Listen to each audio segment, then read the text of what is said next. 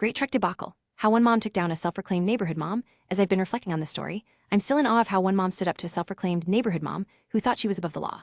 The whole ordeal started when we moved to a conservative area in Oregon from California.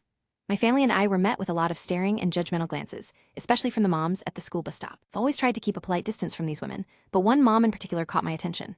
She was known for driving her huge truck around the neighborhood, revving it up and down the street like she was trying to prove something.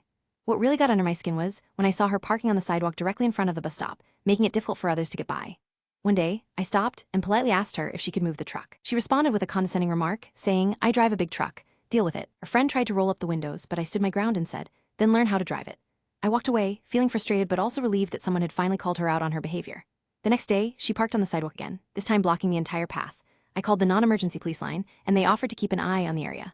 The following afternoon, a black Tesla with gray lettering police arrived at the bus stop. She didn't even notice it was there until the officer approached her.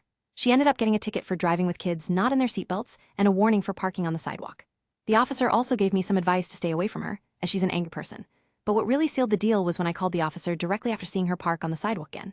He arrived within minutes, and all the parents were staring. A friend even glared at me, but I just laughed it off, feeling vindicated. It turned out that this woman had racked up over $800 in tickets and hadn't been seen at the bus stop since. I later found out that she still lived in our apartment complex, driving around in an ugly little gold Honda instead of her truck. It was a small victory, but it showed me that sometimes, all it takes is one person standing up for themselves to make a difference.